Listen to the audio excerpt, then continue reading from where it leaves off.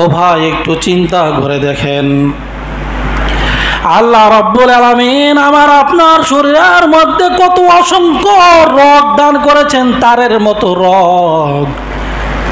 এই রগগুলো যখন নাকি আমরা ছোট ছিলাম, ছোট থাকা অবস্থায় এই প্রত্যেকটা রগগুলো ছিল ছোট ছোট, চিকন চিকন। আর যখন নাকি মানুষ বড় হইতেছি, মানুষ বড় হয়, তারগুলোও বড় হয়। আপনার বিল্ডিংয়ে বিভিন্ন জায়গায় যদি আপনি তার লাগান, 10 বছর পরে কি তারটা বড় হওয়ার সম্ভাবনা আছে? বলেন, বড় হওয়ার সম্ভাবনা আছে? বড় হবে না। আল্লাহ রাব্বুল আলামিন যদি ওই ছোট থাকা অবস্থায় আপনার আমার রগগুলো যে অবস্থায় দিয়েছিলেন, এই অবস্থায় যদি থাকতো, তাহলে একটা মানুষ বড় হইয়া চলতে পারতো না। তার বিভিন্ন রক্তের চলাচলের মধ্যে সমস্যা হইয়া দাঁড়াইতো। একটু চিন্তা করে দেখেন রে ভাই, একজন মানুষ ছোট ছিল, তার অঙ্গ ছোট ছিল, অঙ্গ প্রত্যঙ্গ যে অবস্থায় ছিল, যতটুকু প্রয়োজন ছিল তারের ততটুকু তার আল্লাহ রাব্বুল আলামিন রগ হিসাবে দিয়ে দিয়েছেন। একজন মানুষ বড় হয়েছে, তার রগগুলো বড় হয়ে গেছে। আবার বড় হওয়ার পরে আর যখন নাকি একটা স্থগিত অবস্থায়, যখন নাকি আর বড় হচ্ছে না, তখন রগগুলো এই অবস্থায় থাকে। যদি রগগুলো আবার বাড়তে থাকতো, তাহলে এটাও কিন্তু আমাদের জন্য সমস্যা হয়ে যেত, ঠিক কিনা বলেন? আমার ভাইয়ের, আমি একবার ফেসবুকে দেখেছিলাম, একটা মানুষ শর্ট খেয়েছিল মোবাইলের মাধ্যমে, তখন এই যে এই হাতের চামড়া সবগুলো চলে গিয়েছিল। তখন দেখলাম যে এই যে রগগুলো দেখা গিয়েছিল ওই সময়, প্রত্যেকটা কীভাবে যে রগ আঙ্গুলের, প্রত্যেকটা আঙ্গুলের ভিতরে কতগুলো রগ আল্লাহ পাক জয়েন করেছেন। আর এই যে মাঝখান, এই মাঝখানে তো তারে মানে রগে ফেসফেস লেগে রয়েছে। তাহলে আল্লাহ রাব্বুল আলামিন পুরোটা শরীরের মধ্যে এত রগ দিয়ে রেখেছেন, তার অবস্থাটা কি কত আঘাত খায়, কত শক্তির কাজ করতেছি, কিন্তু এরপরও একটার সাথে একটা অ্যাডজাস্ট লাগে না। যদি একটা আরেকটার সাথে লেগে যায় বা একটার যদি কোনো ক্ষতি হয়ে যায়, তাহলে আমাদের জন্য কষ্ট হয়ে যায়, ঠিক কিনা বলেন? আমার ভাইরা আর একটু চিন্তা করেন, ও ভাই আমার আপনার যে প্রস্রাবের থলি আছে, আমার আপনার দেহের ভিতরে যে ওই যে পায়খানার ট্যাঙ্কি আছে, প্রস্রাবের ট্যাঙ্কি, এগুলোকে আমরা 30 বছর, 50 বছর, 70 বছর, 80 বছর পর্যন্ত ব্যবহার করতেছি, কোনোদিন পরিষ্কার করতে হয় নাই। আমার ভাইরাম, ওই যে আপনার যে বাসার মধ্যে আপনার ট্যাঙ্কি আছে, এই ট্যাঙ্কিটাকে কয়েক মাস পরে পরে যদি আপনি পরিষ্কার না করেন, ওই পানিটা ব্যবহার করা যায় না, অপরিষ্কার হয়ে যায়, ময়লা হয়ে যায়, এটার ভিতরে দুর্গন্ধ ছড়ায়। আবার ট্যাঙ্কি, ওই যে টয়লেটের ট্যাঙ্কি পরিষ্কার করতে হয়। কিন্তু আল্লাহ রাব্বুল আলামিন দেখেন কিভাবে ওই যে মানুষের দেহের ভিতরে প্রস্রাবের ট্যাঙ্কি, পায়খানার ট্যাঙ্কি দিয়ে দিয়েছেন। আমরা পানি পান করছি অথবা খাবার খাচ্ছি, এগুলো যাচ্ছে, আবার আল্লাহ রাব্বুল আলামিন এগুলো বের করে দিচ্ছেন। এই পর্যন্ত আমরা নিজের টাকা পয়সা খরচ কইরা অথবা কোনো যন্ত্র দিয়ে কয়দিন পরিষ্কার করেছি, পরিষ্কার করতে হয় নাই। এরপরও আল্লাহ রাব্বুল আলামিন আমাদেরকে চলার শক্তি দান করেছেন, ঠিক কিনা বলেন? কিন্তু একটু চিন্তা করি না আমার ভাইয়েরা, আল্লাহ রাব্বুল আলামিনের নিয়ামত, প্রত্যেকটা অঙ্গ প্রত্যঙ্গের দিকে খেয়াল করলে দেখা যায় কত বড় বড় নিয়ামত। যার একটি হাত নাই তাকে জিজ্ঞাসা করেন হাতের কত মূল্য, যার একটি পা নাই তাকে জিজ্ঞাসা করেন পায়ের কত মূল্য, যার দাঁতের সমস্যা, দাঁত নাই তাকে জিজ্ঞাসা করেন দাঁতের কত মূল্য। ও ভাই, যে প্রস্রাব পায়খানা করতে পারে না, তার ওই রাস্তার মধ্যে সমস্যা, তাকে জিজ্ঞাসা করেন এই যে চলাচল করাটা, এটা কত বড় আল্লাহর নিয়ামত। আমার ভাইয়েরা, এই যে ও ভাই আমরা হাঁটতেছি রাস্তা দিয়ে, যখন নাকি হাঁটি, ও ভাই কেমন যেন শরীরের মধ্যে আল্লাহ একটা মিশিং দিয়ে দিয়েছেন।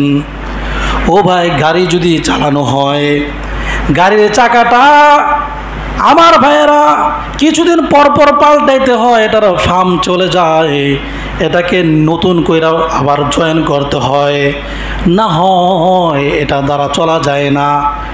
আমার ভাইয়েরা, আমার আপনার পাগুলো দিয়ে কত জায়গায় কতভাবে কত বছর পর্যন্ত ব্যবহার করতেছি, এই পর্যন্ত একটা পা পরিবর্তন করতে হয় নাই।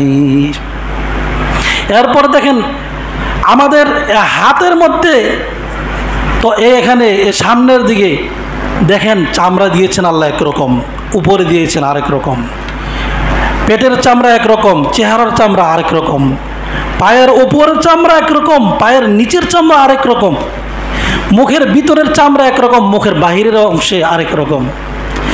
একটা আরেকটার সাথে যদি বিপরীত হয়ে যাইতো চলা মুশকিল হয়ে যাইতো, ক্ষতি হয়ে যাইতো। আমার ভাইয়েরা, আল্লাহ রব্বুল আলামিন শরীরের মধ্যে যে গোস্ত দিয়ে আল্লাহ পাক তৈরি করেছেন, এটা যে কত একটা জিনিস।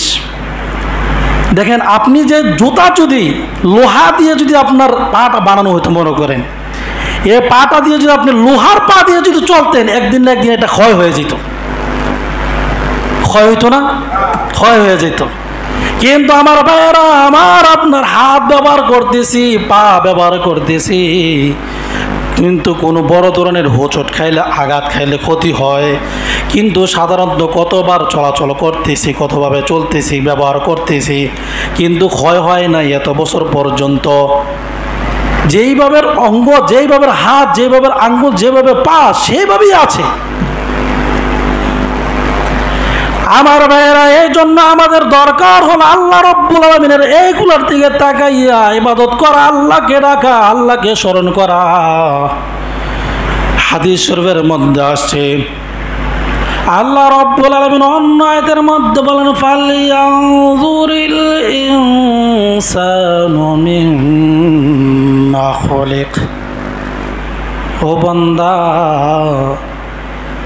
আমি তোমাদেরকে কি দিয়ে, কিভাবে আমি আল্লাহ সৃষ্টি করেছি, এগুলার দিকে তুমি তাকাও। সূরা ৩-এর ৪ নং আয়াতের মধ্যে আল্লাহ বলেন, লাকাদ খালাকনাল ইনসানা ফি আহসানি তাকওয়ীম। আমি নিশ্চয়ই মানুষকে সুন্দর গঠনে, সুন্দর আকৃতিতে সৃষ্টি করেছি। যেরকম সুবহানাল্লাহ। আমাদের আকৃতিটা কি দেখতে সুন্দর দেখা যায় না? আমার ভাইয়েরা, বিভিন্ন জন বিভিন্ন রকমের পোশাক পরিধান করলে বিভিন্ন রকমের সুন্দর দেখা যায়। যে যত সুন্দর পোশাক পরিধান করে তাকে আরো বেশি সুন্দর দেখা যায়। আল্লাহ রব্বুল আলামিন বলেন, আলাম নাজআল লাহু আইনাইন। আমি আল্লাহ রব্বুল আলামিন কি তোমাকে দুইটা চক্ষু দান করি নাই? দুইটি চক্ষু দান করেছেন কে? আল্লাহ রব্বুল আলামিন। এই চক্ষু অনেক দাম। যার চক্ষু নাই তার কাছে যদি জিজ্ঞাসা করেন চক্ষুর কথা মূল্য, সে বুঝতে পারবে, সে আপনাকে ভেঙ্গে ভেঙ্গে বুঝিয়ে দিতে পারবে আসলে চোখ নাই, কত কষ্টে আছি। আমার ভাইরা, শুধু চোখের মধ্যে সমস্যা থাকার কারণে বিভিন্ন জায়গায় অনুষ্ঠানে যাইতে পারে না, লজ্জা মনে হয়। ঘর থেকে বিভিন্ন জায়গায় বের হইতে পারে না, লজ্জা মনে হয়, তার কাছে শরম লাগে।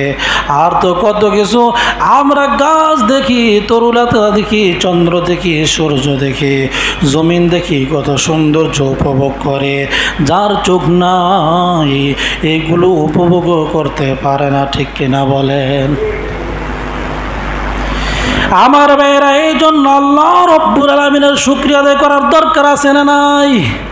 শুকরিয়া আদায় করতে হবে।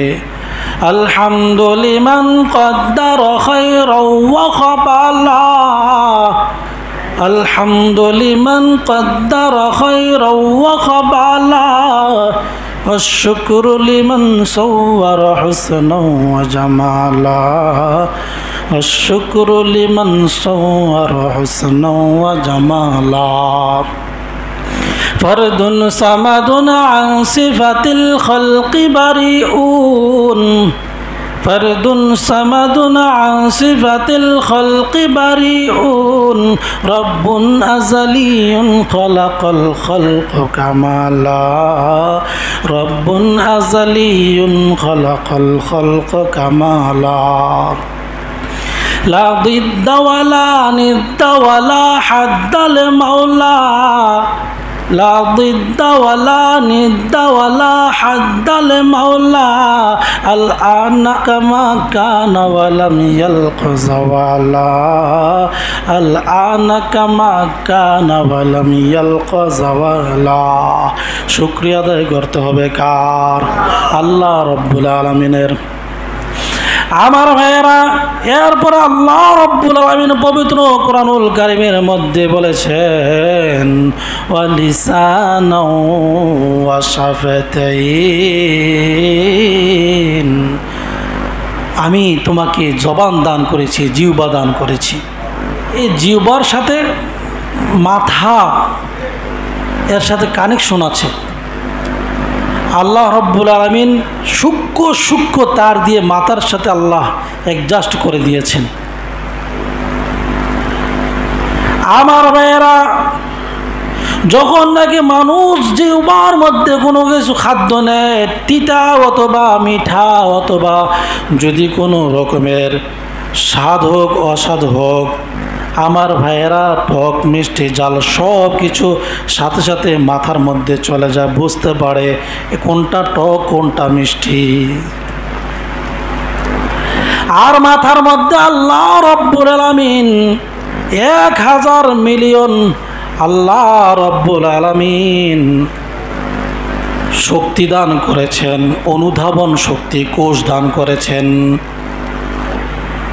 এই 1000 মিলিয়ন অনুধাবন শক্তি আল্লাহ রব্বুল আলামিন যে মাথার মধ্যে দান করেছেন ও ভাই, এবং এই মাথা থেকে সূক্ষ্ম সূক্ষ্ম আল্লাহর কুদরতি তারের মাধ্যমে পুরা শরীরের মধ্যে আল্লাহ রব্বুল আলামিন ছড়িয়ে ছিটিয়ে দিয়েছেন। সুবহানাল্লাহ।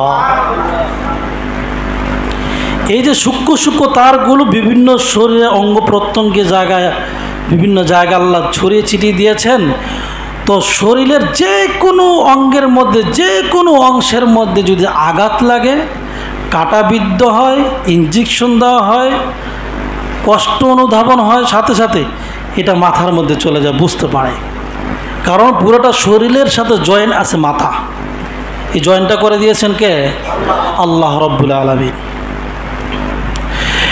আমার ভাইয়েরা,